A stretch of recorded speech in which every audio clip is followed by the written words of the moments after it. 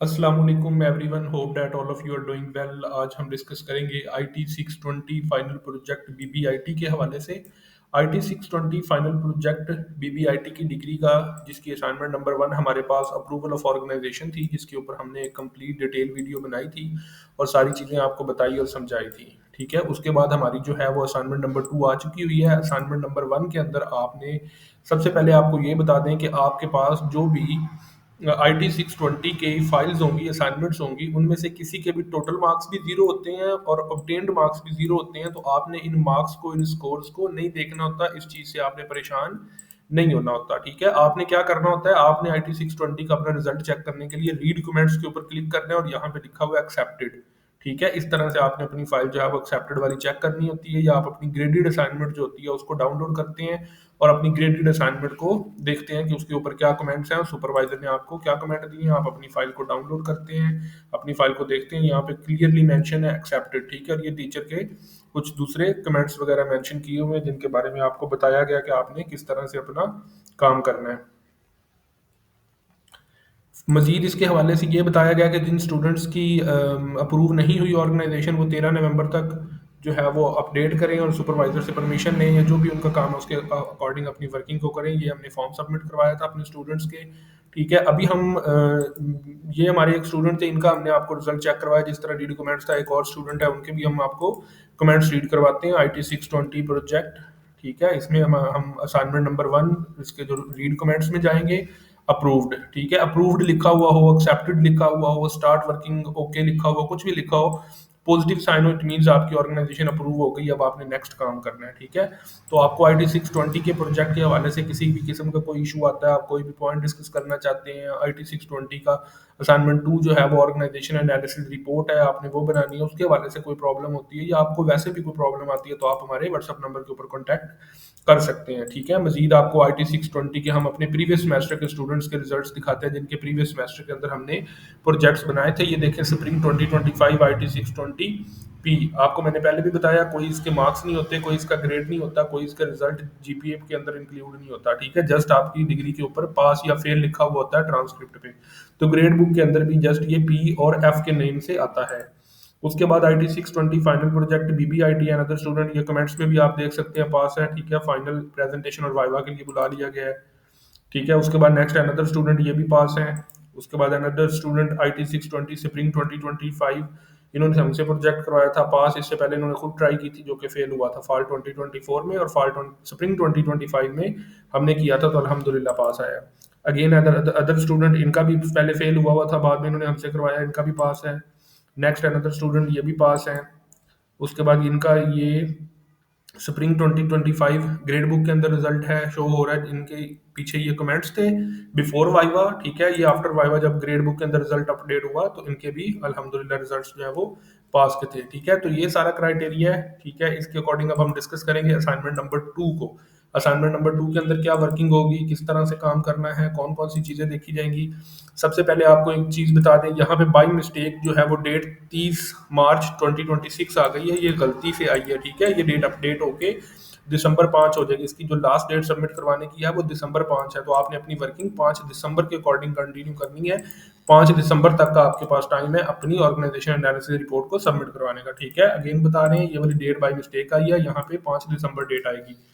Okay, assignment number 2 के अंदर आपने क्या करना है जी, असाइनमेंट नंबर 2 के अंदर आपने submission of organizational analysis report, organization analysis report आपने सबमिट करवानी है असाइनमेंट नंबर 2 के अंदर, जिसके लिए आपके पास जो है वो फाइल फॉर्मेट रिक्वायरमेंट, इसकी जो जो रिक्वायरमेंट है वो एमएस वर्ड के अंदर होनी चाहिए, पीडीएफ या पीपीटी आप सबमिट नहीं करवा सकते।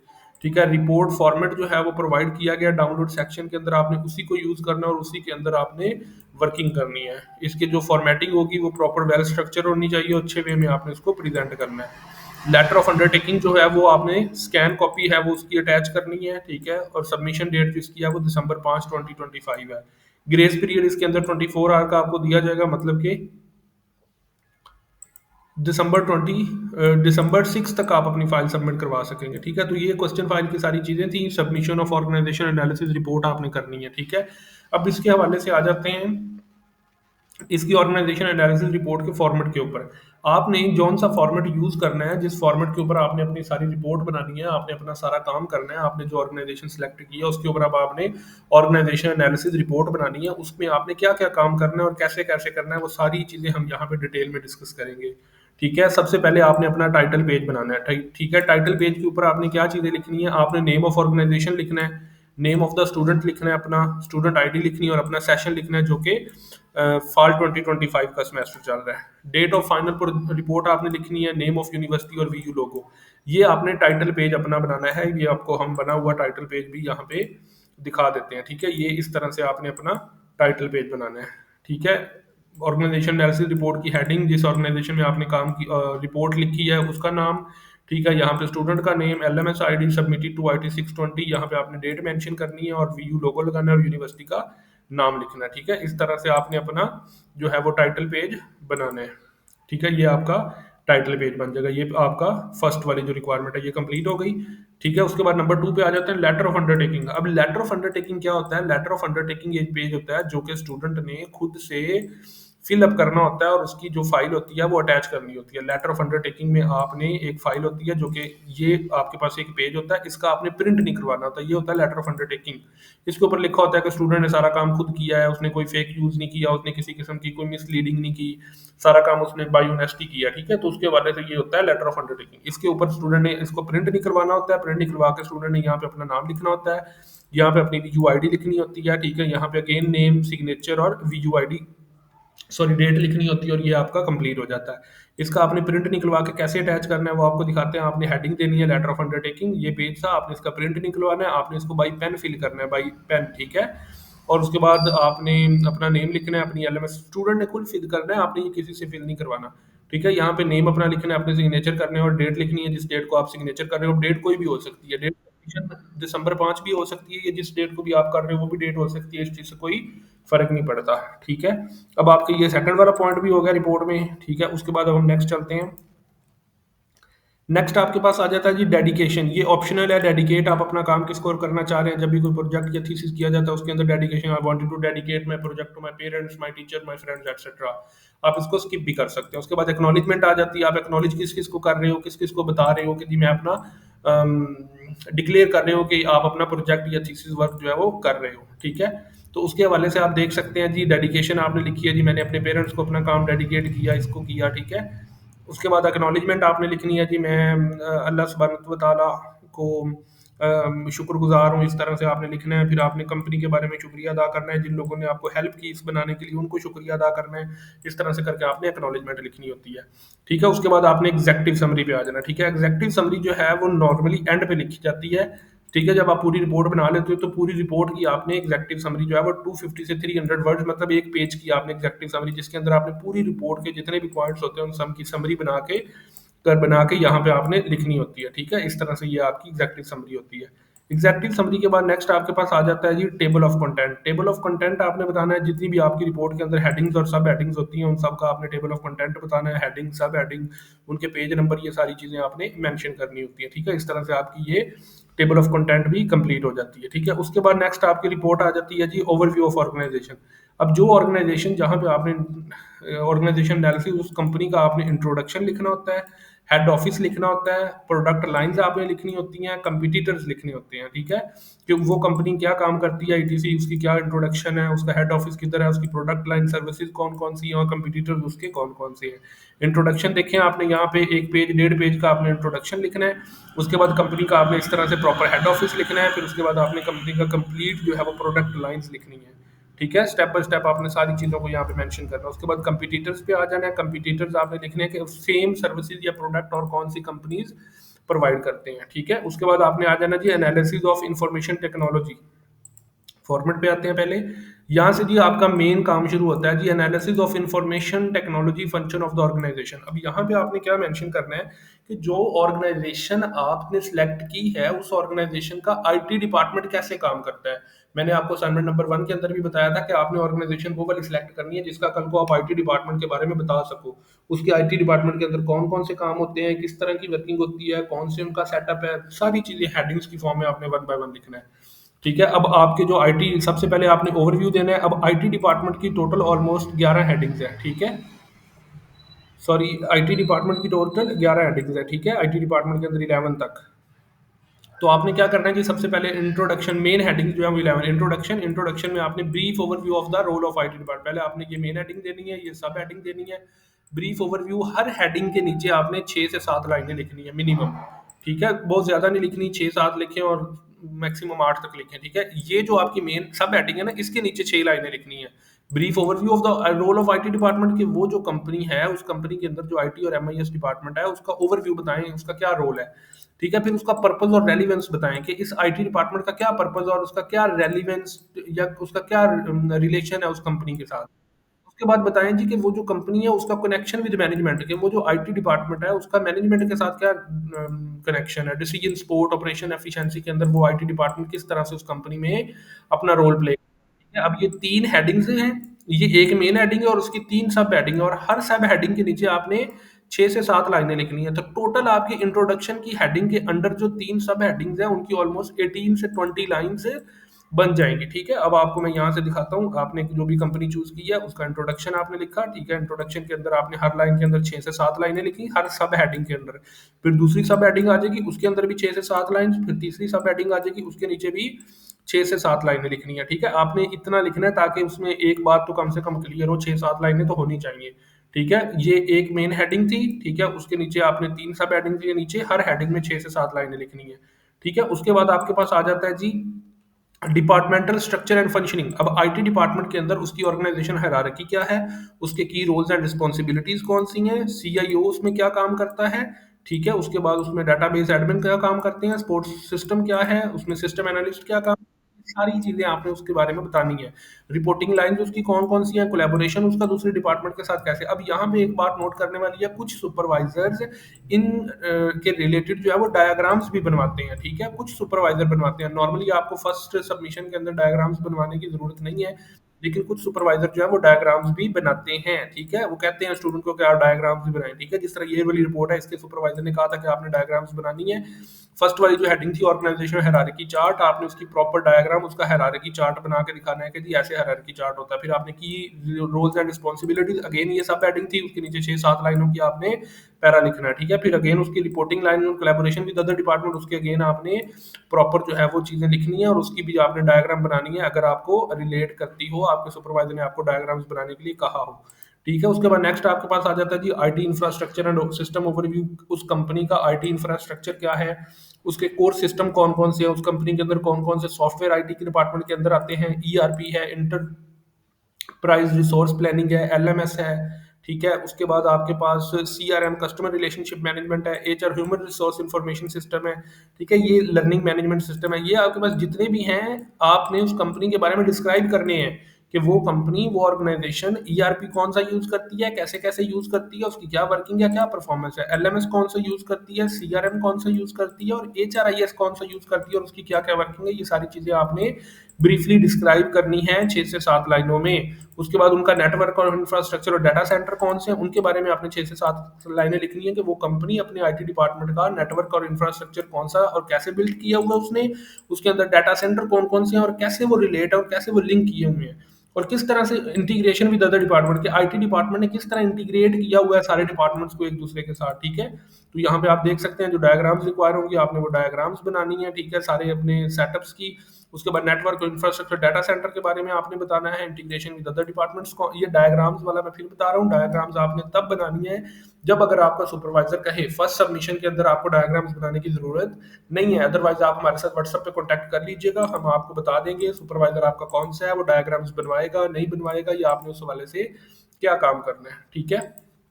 ओके, नेक्स्ट चलते हैं स्ट्रेटेजिक रोल एंड अलाइनमेंट, कि वो जो आईटी डिपार्टमेंट है उस कंपनी का, वो किस तरह से ऑर्गेनाइजेशन के स्ट्रेटेजिक ऑब्जेक्टिव में उसको सपोर्ट करता है, ठीक है। उसकी गोल्स एंड अदर डिपार्टमेंट्स के साथ अलाइनमेंट किस तरह से हुई हुई है, वो कैसे अपनी वर्किंग को उसके साथ रिलेट करता है।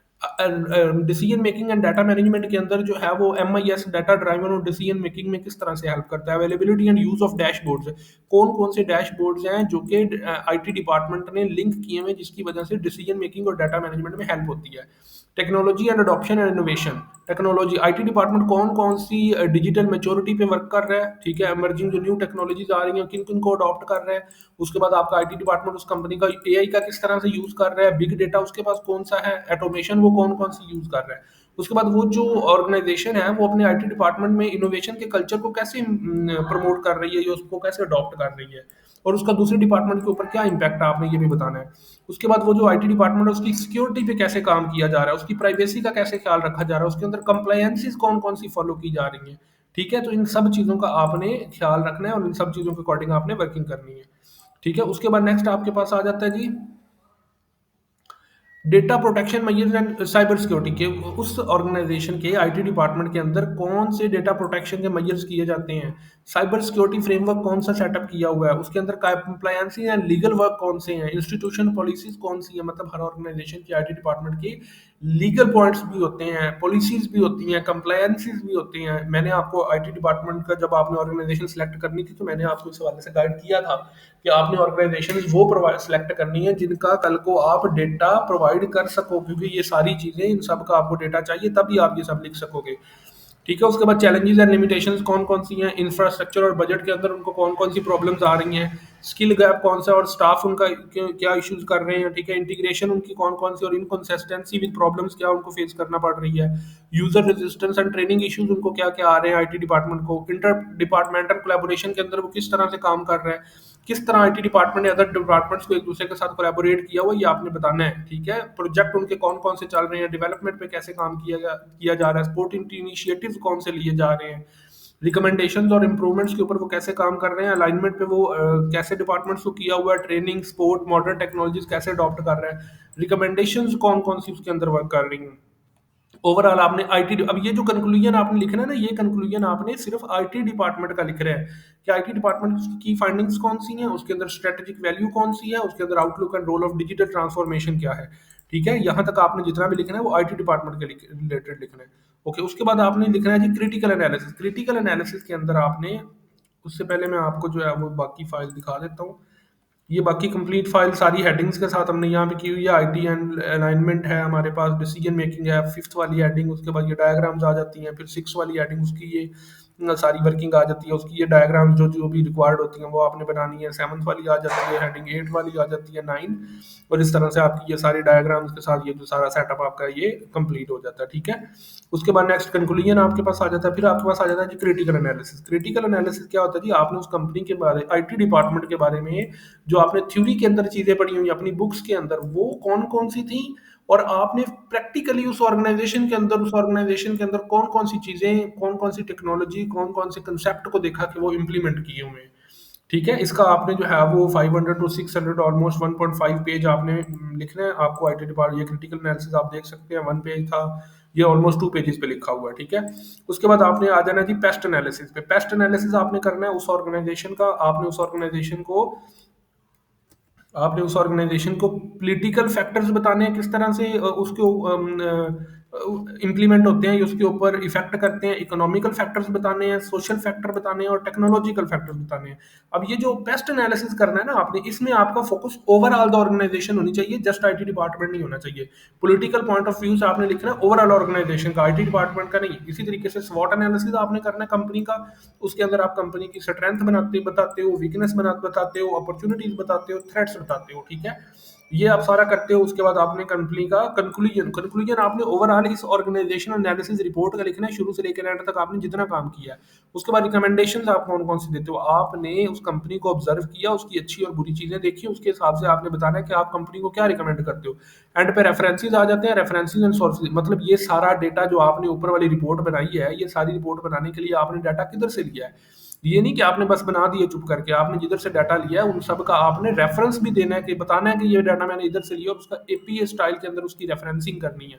ठीक है, इसके रिलेटेड आप यूट्यूब पे वीडियोस देख लीजिएगा, एपीए स्टाइल ऑफ रेफरेंसिंग कैसे होती है। एंड पे आपने एनेक्सेस अटैच करने, जिसके अंदर आप कोई भी brochure form, newsletter, pictures, कुछ भी आप अटैच कर सकते हैं, एक्स्ट्रा आपने डायग्राम्स बनाई हो। तो ये इसका सारा क्राइटेरिया होता है, इस तरह से आपकी ये रिपोर्ट जो है वो कंप्लीट होती है। मजीद जो है वो इसके वाले से ये पेस्ट एनालिसिस कंप्लीट किया हुआ है, इकोनॉमिक, सोशल, टेक्नोलॉजिकल, स्वॉट एनालिसिस आ जाता है, बुलेट्स की फॉर्म में किया हुआ है सारा। ठीक है, उसके बाद कंक्लूजन आपका डिटेल में आ जाता है, रिकमेंडेशंस बुलेट्स में आ जाती हैं, फिर ये रेफरेंसेस होती है। ठीक है, ये एपीए स्टाइल के अंदर रेफरेंसिंग करनी है, इसकी आप यूट्यूब से ये भी इम्पोर्टेंट है बताना है कि आपने डाटा किधर से लिया, एंड पे एनेक्सिस वगैरह आ जाती हैं। ठीक है, तो ये इसका सारा क्राइटेरिया होता है। मजीद अगर आपका कोई क्वेश्चन है, आप IT 620 के वाले से कुछ भी डिस्कस करना चाहते हैं, आपको कोई पॉइंट समझ नहीं आ रहा, या आप हमारी पेड सर्विसेज लेना चाहते हैं, आप हमारे व्हाट्सअप नंबर के ऊपर कॉन्टैक्ट कर सकते हैं। इंशाल्लाह आपको ईच एंड एवरीथिंग के हवाले से इन डिटेल गाइड किया जाएगा, सारी चीज़ें बताई और समझाई जाएंगी कि कैसे आपने काम करना है, किस तरह से आपने प्रोजेक्ट कंप्लीट करना है, क्या इसकी रिक्वायरमेंट होगी और कैसे आप इसको क्लियर कर सकते हैं। ठीक है, बाकी नेक्स्ट इंशाल्लाह इसकी नेक्स्ट असाइनमेंट उसके हवाले से जो है वो प्रेजेंटेशन वाइवा के हवाले से भी आपको गाइड करेंगे। मजीद अगर कोई क्वेश्चन हो तो आप व्हाट्सएप पे कॉन्टैक्ट कर लीजिएगा। Thank you so much for your time. अल्लाह हाफिज़।